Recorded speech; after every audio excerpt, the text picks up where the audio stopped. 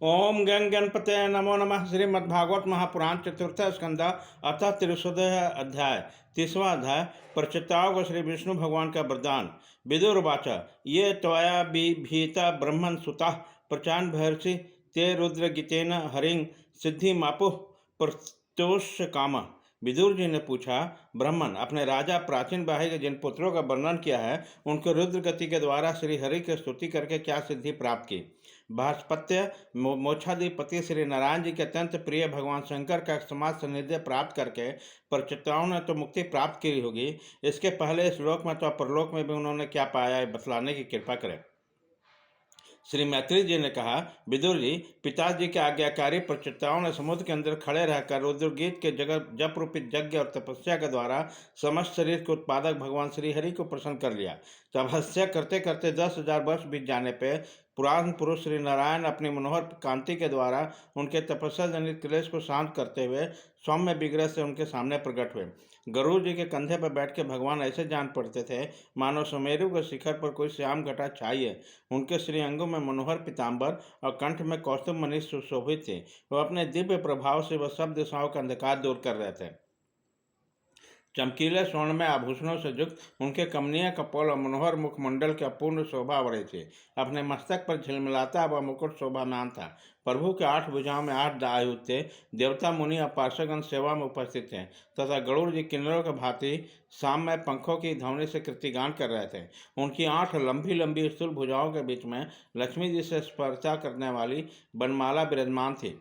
आदि पुरुष श्री नारायण जी इस प्रकार पधार कर अपने शरणागत प्रचिताओं की ओर दया दृष्टि निहारते हुए मेघ के समान गंभीर वाणी में कहा। श्री भगवान ने कहा, राजपुत्रों, तुम्हारा कल्याण हो। तुम सब में परस्पर बड़ा प्रेम है और स्नेहवश तुम एक ही धर्म का पालन कर रहे हैं। तुम्हारे इस आदर स्वभाव से मैं बड़ा प्रसन्न हूँ। मुझसे वर मांगो। जो पुरुष सायंकाल के समय प्रतिदिन तुम्हारा स्मरण करेगा उसको अपने भाइयों में अपने ही समान प्रेम होगा और समस्त जीवों के प्रति मित्रता का भाव हो जाएगा। जो लोग सायंकाल और प्रातःकाल एकाग्र चित्त से रुद्र गीत द्वारा मेरी स्तुति करेंगे उनको मैं अभिष्ट वर और शुद्ध बुद्धि प्रदान करूंगा। तुम लोगों ने बड़ी प्रसन्नता कैसे अपने पिता की आज्ञा से रोधार्ज की है। इससे तुम्हारी कमनीय कीर्ति समस्त लोकों में फैल जाएगी। तुम्हारा एक बड़ा भी विख्यात पुत्र होगा। वो गुणों में किसी भी प्रकार ब्रह्मा जी से कम नहीं होगा और अपनी संतान से तीनों लोकों को पूर्ण कर देगा। राजकुमारों, कंडू ऋषि के तपोनाश के लिए इंद्र के भेजे हुए परपुलोचा अप्सरा से एक कमलनयनी कन्या उत्पन्न हुई। उसे छोड़कर वह स्वर्लोक चली गई। उस वृक्षों ने इस कन्या को लेकर पाला पोसा। जब वो भूख से व्याकुल होकर रोने लगी तब औषधियों के राजा चंद्रमा ने दयावश उनके मुंह में अमृत बरसनी तर्जनी अंगुली दे दी। तुम्हारे पिता आजकल मेरी सेवा भक्ति में लगे हुए हैं, इसलिए तुम्हें संतान करने की आज्ञा दी है। अतः तुम शीघ्र ही उस देवोपम सुंदरी को कन्या से विवाह कर लो। तुम सब एक ही धर्म में तत्पर हो। तुम्हारा स्वभाव भी एक ही सा है, इसलिए तुम्हारे समान धर्म और स्वभाव वाली वो सुंदर कन्या तुम सभी की पत्नी होगी तथा तुम सभी में सब उसका समान अनुराग होगा। तुम लोग मेरी कृपा से 10 लाख दिव्य वर्षों तक पूर्ण बलवान रहकर अनेक प्रकार के पार्थिव और दिव्य भोग भोगोगे। अंत में मेरी अविचल भक्ति से हृदय का समस्त वासना का मल दग्ध हो जाने पर तुम इस लोक तथा परलोक में नरक तुल्य भोगों से उपरंत होकर मेरे परम धाम को जाओगे। जिन लोगों के कर्म भगवत दर्पण बुद्धि से होते हैं और जिनका सारा समय मेरे कर्ता वर्ताओं से बीतता है वह गृहस्थ आश्रम में रहें तो भी घर उनके बंधन के कारण नहीं होते। वे नित्य प्रति मेरी लीलाएं सुनते रहते हैं। इसलिए ब्रह्मवादी वक्ताओं के द्वारा मैं ज्ञान स्वरूप परम ब्रह्म उसके हृदय में नित्य नया नया सा भाषा रहता हूँ और मुझे प्राप्त कर लेने पर जीवों को न तो मोह हो सकता है न शोक और हर्ष। श्री मैत्री जी कहते हैं, भगवान के दर्शन से प्रचिताओं का रजोगुण तमोगुण मल नष्ट हो चुका था। जब उनके सकल पुरुषार्थों के आश्रय और सबके परम सहृदय श्री हरि ने इस प्रकार कहा तब वो हाथ जोड़कर बोले, गदगद वाणी से बोले।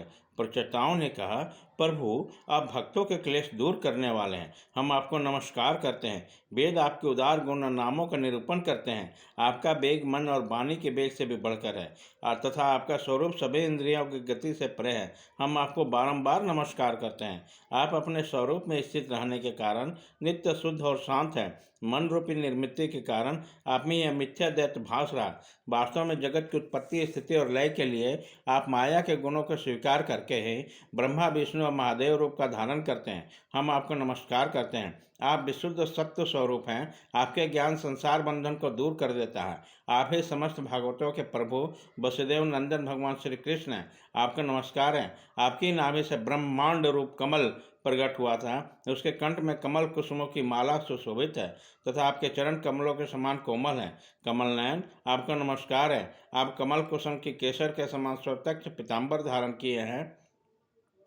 समस्त भूतों का आश्रय स्थान है तथा सबके साक्षी है। हम आपको नमस्कार करते हैं। भगवान, आपका यह स्वरूप संपूर्ण क्लेशों का निवृत्ति कराने वाला है। हम अविद्या, अस्मिता, राग, द्वेष, क्लेशों आदि से पीड़ित होकर सबके सामने इसे प्रकट किया है। इससे बढ़कर हम पर और क्या कृपा होगी।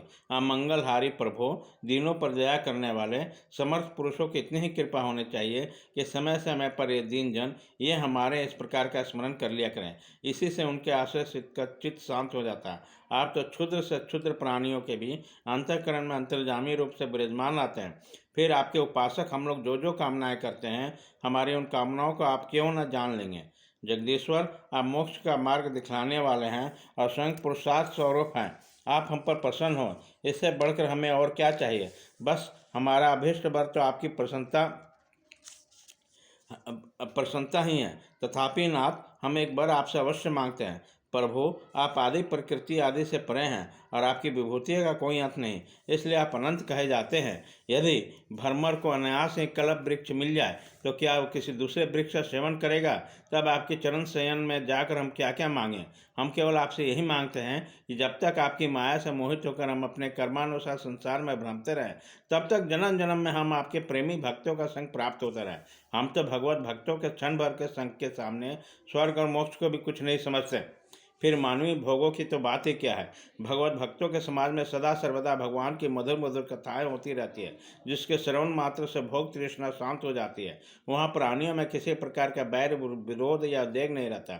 अच्छे अच्छे कथा प्रसंगों द्वारा निष्काम भाव से सन्यासियों के एकमात्र आश्रय साक्षात श्री नारायण जी का बार बार गुणगान होते रहता है। आपके ये भक्तजन तीर्थों को पवित्र करने के उद्देश्य से पृथ्वी पर पैदल ही विचरते रहते हैं। भला उसके समागम संसार से भयभीत हुए पुरुषों को कैसे रुचिकर न होगा।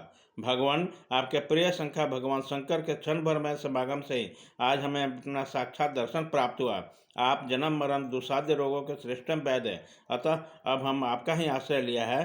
प्रभु, हमने सम्मानित चित्त से जो कुछ अध्ययन किया है, निरंतर सेवा शुश्रूषा करके गुरु ब्राह्मण और वृद्धजनों को प्रसन्न किया है तथा दोष बुद्धि त्याग कर श्रेष्ठ पुरुष श्रद्धगण बंधु वर्ग समस्त प्राणियों की वंदना की है और अन्न आदि के त्याग कर दीर्घ काल तक जल में खड़े रहकर तपस्या की।